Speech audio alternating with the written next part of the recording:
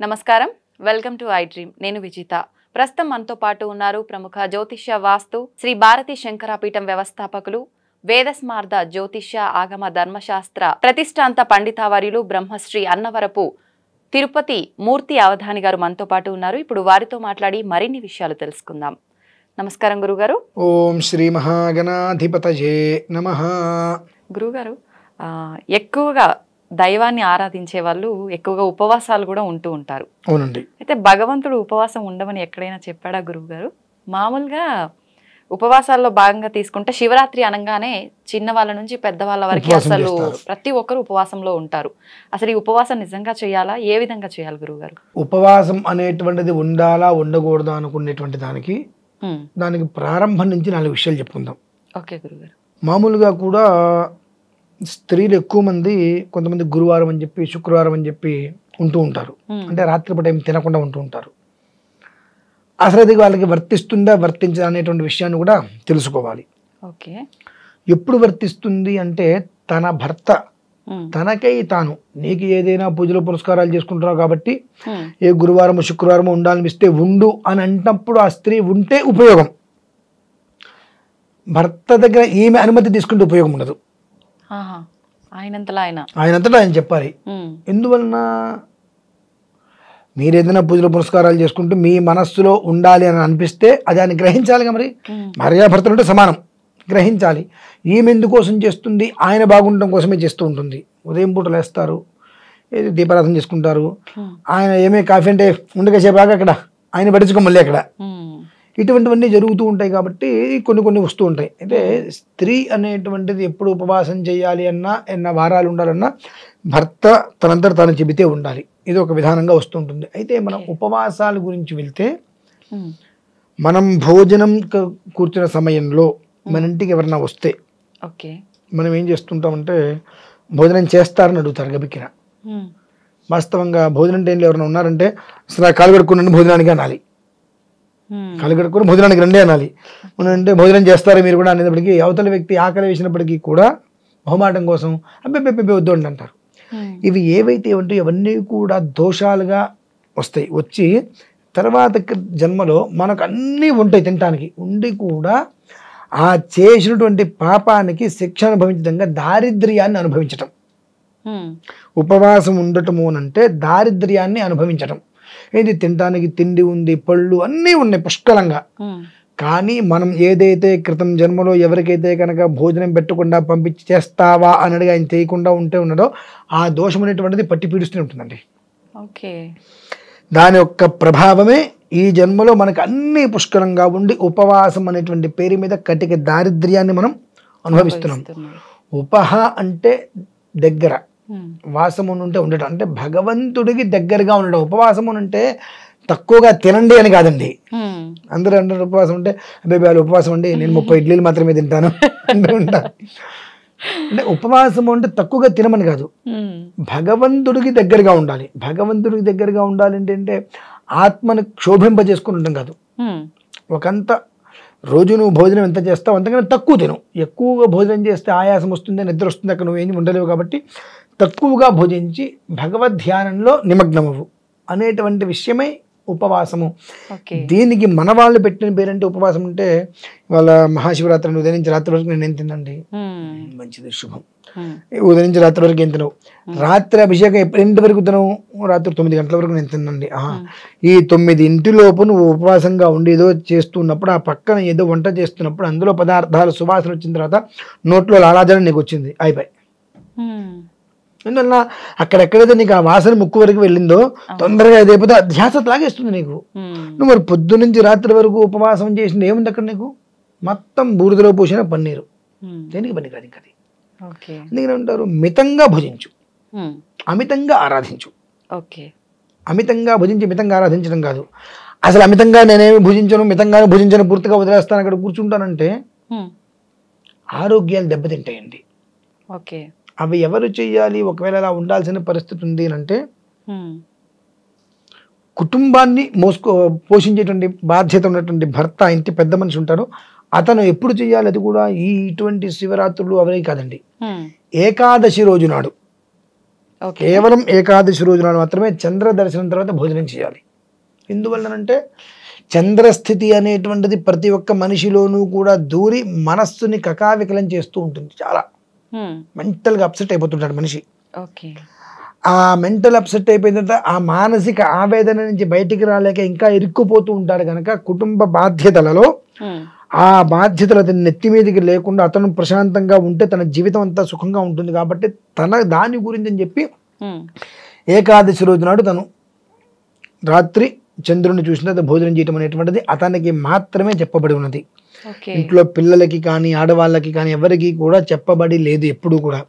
ఇవి ఈ మధ్య కాలంలో అనవసరంగా వస్తున్నటువంటి ఆచారాలండి. ఇంట్లో కూడా దీపారాధన పురుషుడే చేయాలి, స్త్రీ పనికిరాదు.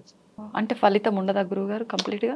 ఇంటికి దీపమే ఇల్లాలండి. ఇల్లాలని దీపం పెట్టమని కాదు, అక్కడ ఇంటికి దీపం ఇల్లాలంటే ఇల్లాలు వచ్చి ఇంటికి దీపం పెట్టాలంటారు చాలా మంది. ఇంటికి వెలుతురు ఇల్లాలు. ఎందువల్ల వెలుతురు? ఒక మనిషికి 30 ఏళ్ళు వచ్చింది, పెళ్లి కాలేదు, వాడు ఎక్కడికైనా వెళ్తే ఎవరైనా ఇంటికి వెళ్ళి ఎవరైనా ఉంచాలంటే ఒక పూట వాడికి పెళ్లి కాలేదు అని ఉంచద్రా అంటూ ఉంటారు. వివాహం అయిందనుకోండి, వాడు వెళ్తాను అన్నా రాత్రి అయింది ఇక్కడే ఉండి పూట పడకుండా వెళ్ళండి అంటారు. ఆ ఇంటికి దీపం కాంతి. అంటే ఆ స్త్రీతోటే ఆ పురుషుడికి వాల్యూ ఉంది. స్త్రీ లేకపోతే పురుషుడికి వాల్యూ ఎక్కడుంది? నువ్వు ఎంతైనా సంపాదించు, సాయంత్రం అయితే నేను ఇంటికి పంపించేస్తారు, ఉంచగా ఇంట్లో. అదే నీకు వివాహం అయితే సాయంత్రం అయితే చీకటి పడింది కదా ఇప్పటికి ఇక్కడే ఉండండి విశ్రాంతి తీసుకోండి అంటారు. తేడా చూడండి. అంటే ఇంటికి దీపం ఇల్లాలు, ఇంట్లో దీపం పెట్టడం ఇల్లాలి కదండి. ఇంట్లో చేసేటువంటి నిత్యార్చనలో అతనే దీపం పెట్టుకుంటూ ఉండాలి. కానీ అవన్నీ పోయి ఇప్పుడు అమ్మాయి వేసుకుంటూ అన్నీ వస్తున్నాయి. కానీ ఉపవాసం అనేటువంటిది మహాశివరాత్రి కాదు, కార్తీక మాసము కాదు, దసరా కాదు, ఇంకోటి కాదు. ఉపవాసానికి అయితే శాస్త్ర సమ్మతం అయితే కాదమ్మా. కేవలము కూడా మన ఇంట్లో అన్ని రకాల ద్రవ్యాలు పుష్కలంగా ఉండి మన ఇంటికి వచ్చినటువంటి వ్యక్తికి మనం కాలు కడుక్కొని భోజనానికి రండి అనేటానికి బదులు భోజనం చేస్తారా అని అడిగిన ఒక్క మాటకి వచ్చిన దోషానికి ఈ జన్మలో మనం అనుభవిస్తున్నటువంటి కటిక దారిద్ర్యం ఇదంతా. అదేంటంటే పోగొట్టుకోరు. ఆ కర్మ ప్రారంభం తొలగేంత వరకు కూడా వీళ్ళు ఇటువంటివి చేస్తూనే ఉంటారు. వద్దు అన్నా సరే వినరు. మీకేం తెలిసింది అంటారు. మంచిది, నాకు తెలిసింది ఏంటంటే నువ్వు ఏదో దరిద్రమైన పని చేసావు కాబట్టి క్రితం జన్మలో ఈ జన్మలో అన్నీ ఉండి దరిద్రాన్ని అనుభవిస్తున్నావు, ఇదైతే నాకు తెలిసింది కాబట్టి నీ ఇంట్లో నేను మంచిని కూడా తాగను అని చెప్పి వెళ్ళిపోవడం చాలా శ్రేయదాయకం అండి. అందువల్లనే మనకు ఇళ్లల్లో కూడా దాదాపుగా ఇప్పుడు ఈ మధ్యకాలంలో ఒక రకమైన విధానంలో ఉంది. పూర్వంలో ఇంట్లో భర్త చెప్పేవారు, అమ్మాయి నీకు ఏదైనా ఉండాలనిపిస్తే ఇవాళ శుక్రవారం ఉంది అమ్మవారికి అర్థం చేసుకుంటే కనుక ఉండు. ఎందువల్లంటే భర్త అనుమతి లేకుండా పూజ చేయడానికి కూడా అర్హత లేదు కదండి. అంటే ఆ అమ్మాయి ఏం చేసినా అతని కోసమే కదా. అతను అంటే ఆమె సౌభాగ్యంగా ఉండాలంటే అతను బాగుండాలంటే అతని గురించి ఆలోచిస్తే చాలు. అతని తర్వాతే దేవుడైన ఏదైనా. భర్తకు అన్నం పెట్టేటువంటి సమయంలో వాకిట్లోకి వచ్చి తలుపు కొడితే అక్కడ ఉండవయ్యా నేను నా భర్తకు అన్నం పెడుతున్నా, పెట్టింది వచ్చిన తర్వాత ఇస్తా అని చెప్పాలి. అలా కాకుండా నువ్వు వదిలేసి కనుక అక్కడికి వెళ్తే ఆ దోషం నేను అంటుకుంటుంది. ఇవి చాలా ఉంటాయి.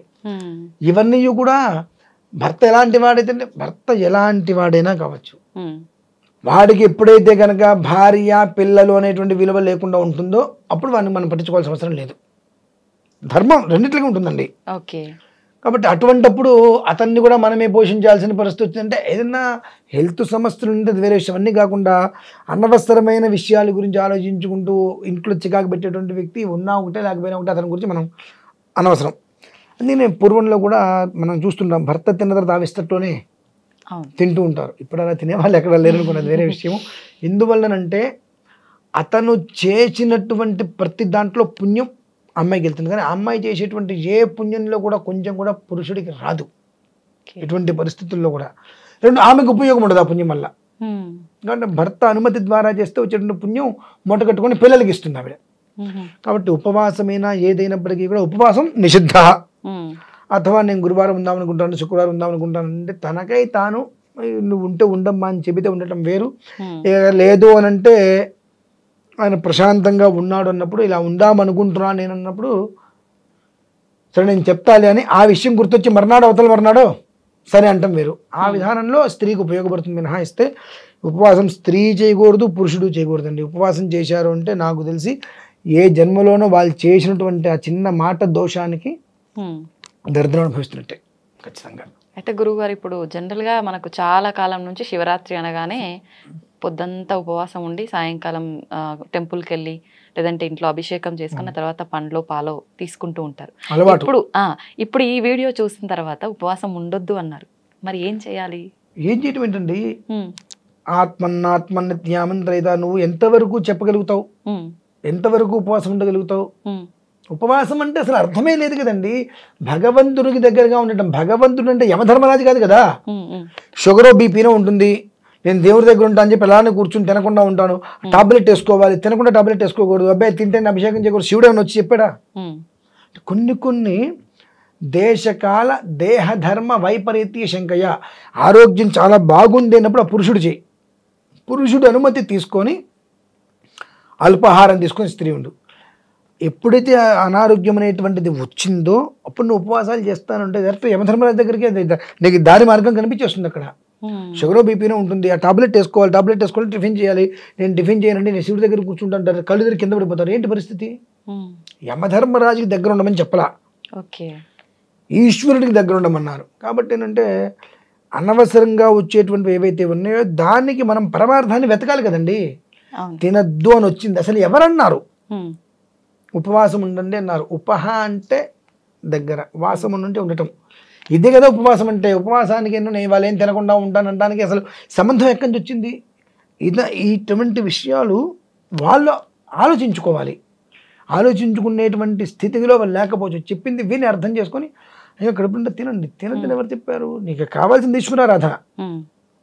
ఈశ్వరారాధన చేస్తూ చేస్తూ చేస్తూ చేస్తూ నీకు ఆగ్రేసి కలిసి కింద పడిపోతే అది మధ్యలో నాశనం అయిపోతుంది, అన్ని రకాలు చెడుతుంది వ్యవహారం. అందుకని ఆత్మని తృప్తిపరచుకో. నీకు ఈ ఆకలి లేదు, ఒక 4 గంటలు నేను ఈశ్వరారాధన చేసుకోగలను అంత ఉప్మా తిని చక్కగా ఈశ్వరారాధన చేసుకో. మాకు లక్ష బిల్వార్చనలు కార్తీక మాసంలో జరుగుతూ ఉంటాయండి. మరి అందరూ ఉపవాసాలే ఉంటారు. ఎలా ఉంటారు? ఉదయం పూట కాఫీనో పాలు తాగేస్తారు, 8:30కి టిఫిన్ చేసి మళ్ళీ వచ్చి కూర్చుంటారు. మధ్యాహ్నం 12:30 1 గంటకి హవిస్సు, లేదంటే మళ్ళీ అల్పాహారం ఉంటుంది. రాత్రికి భోజనాలు. ఎంత లక్ష్మీల వార్తను చేసిన తినకుండా ఇవ్వాలి కదా. నా చిన్నప్పటి నుంచి నేను చూస్తున్నా. ఎందుకు ఇవన్నీ చేస్తున్నారంటే లోపల పరమాత్మ ఉన్నాడు కదా, ఆ పరమాత్మను ఇబ్బంది పెడితే జీవాత్మ పరమాత్మ. నువ్వు జీవాత్మనే సరిగ్గా చూసుకోలేని వాడు పరమాత్మ ఏం చూస్తావు? ఆ పరమాత్మకు లోపలే ఉన్నాడుగా, ఆయన ముందు తృప్తిపరచు, తర్వాత అక్కడ లింగ రూపంలో ఉన్నాయని సంతోషపడుతుంది. కానీ అది విషయం అండి. అక్కడ చాలా మంచి విషయాలు గురువు గారు. థ్యాంక్ యూ అండి.